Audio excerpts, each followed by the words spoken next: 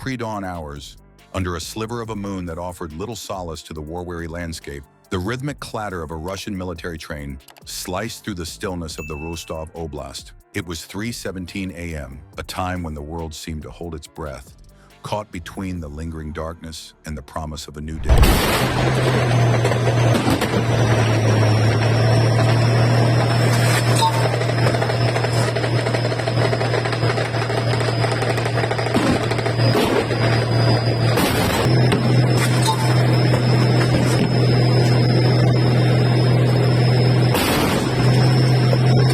This train, a serpentine behemoth of steel and fire, was the lifeblood of the Russian war machine on the Eastern Front. Its cargo was a lethal cocktail of artillery shells, fuel tankers, and fresh troops, a grim procession inching its way toward the Ukrainian border. The men inside, a mix of conscripts and seasoned soldiers, were lost in the uneasy sleep of those who know they are heading into the crucible. They were unaware that they were being watched, their journey tracked by unseen eyes that saw not a train, but a critical artery of the invasion. Miles away, in a dimly lit command bunker, the air was thick with anticipation. Ukrainian intelligence had been monitoring this supply line for weeks, a painstaking process of satellite imagery analysis, signals interception, and human intelligence from partisans operating deep within Russian-held territory. They knew the train's schedule, its route, and its precious, volatile cargo. The decision to strike had been made at the highest levels. It was a gamble, a calculated risk that could either deal a significant blow to Russian logistics or provoke a furious and indiscriminate retaliation. The weapons chosen for this surgical strike were 4 domestically produced long-range missiles, a testament to Ukraine's burgeoning and innovative defense industry. These were not the sophisticated, headline-grabbing munitions supplied by Western allies, but something born of necessity and a fierce determination to defend their homeland. Each missile was a symbol of their resilience, a javelin hurled at the heart of the aggressor. The launch was flawless. 4 streaks of light tore across the night sky, their fiery tails a fleeting promise of destruction. For the operators who watched their trajectory on glowing screens, the minutes that followed were an eternity. They had done their part. The rest was in the hands of physics and fate. On the Russian train, the first inkling of doom was a sudden, violent shudder that jolted the sleeping soldiers from their bunks. Before the groans of confusion could turn into cries of alarm, the first missile found its mark. A fuel tanker erupted in a colossal fireball, a miniature sun that momentarily banished the darkness and silhouetted the train against a canvas of roiling smoke and incandescent rage. The second and third missiles struck in quick succession, their warheads ripping through ammunition cars with devastating precision. The result was a chain reaction of catastrophic explosions, a percussive symphony of war that sent shockwaves rippling through the surrounding countryside. The fourth missile slammed into the locomotive, its powerful engine twisted into a grotesque sculpture of molten metal. The train, once a symbol of Russian military might, was now a funeral pyre, a mangled wreck of burning carriages that would clog this vital artery for days, if not weeks. The immediate aftermath was a scene of chaos and horror. The surviving Russian soldiers, dazed and disoriented, scrambled from the inferno, their uniforms scorched and their ears ringing from the concussive blasts. The air was thick with the acrid smell of burning fuel and cordite, a toxic miasma that choked the lungs and stung the eyes. The wounded cried out in the darkness, their pleas for help swallowed by the crackle of the flames.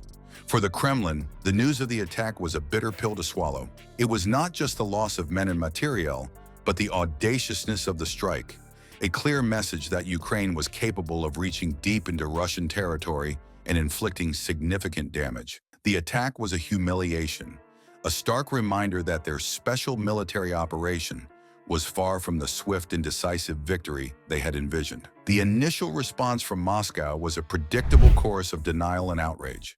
State-controlled media downplayed the incident, blaming it on a technical malfunction or an act of sabotage by foreign agents. But behind the wall of propaganda, the gears of retribution were already turning. What came next was what many in the international community had feared, a response so disproportionate, so merciless, that it would be remembered as one of the darkest chapters of the war. Russia, stung by the blow to its military pride, unleashed a wave of retaliatory strikes that were not aimed at military targets. but at the heart of Ukrainian civilian life. The unthinkable was not a single act, but a systematic and brutal campaign of terror. In the hours that followed the train attack, a swarm of Russian cruise missiles and Shahed drones descended upon Ukrainian cities far from the front lines. They struck residential buildings in Kyiv, a maternity hospital in Kharkiv, and a bustling market in Odessa. The intent was clear: to sow fear and despair, to break the will of the Ukrainian people. The world watched in horror as images of firefighters pulling children from the rubble of their homes flooded the news.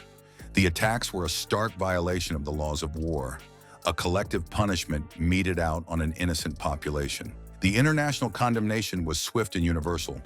World leaders decried the barbarity of the Russian response, calling it a crime against humanity. But words, however strong, seemed to have little effect on the Kremlin's calculus of cruelty. The Russian leadership, it seemed, was operating in a reality of its own making, a world where military setbacks could be erased by inflicting suffering on civilians. The attack on the train and its brutal aftermath marked a significant escalation in the conflict. For Ukraine, it was a demonstration of their growing military capabilities and their unwavering resolve to fight for their freedom, even at a terrible cost. For Russia, it was a descent into a new level of depravity, a tacit admission that they could not win on the battlefield and were resorting to a strategy of pure terror. In the days that followed, as Ukraine mourned its dead and cleared the rubble from its shattered cities, the strategic impact of the train strike became clear.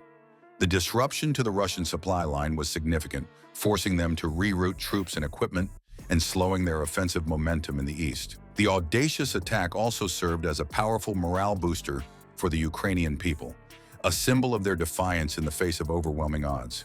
But the unthinkable Russian response cast a long and dark shadow.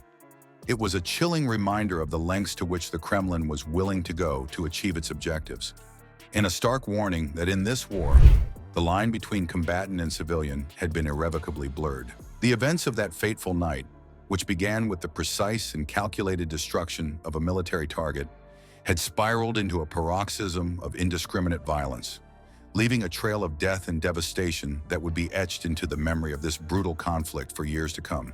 The world was left to ponder a terrifying question. If this was the unthinkable, what horrors still lay ahead?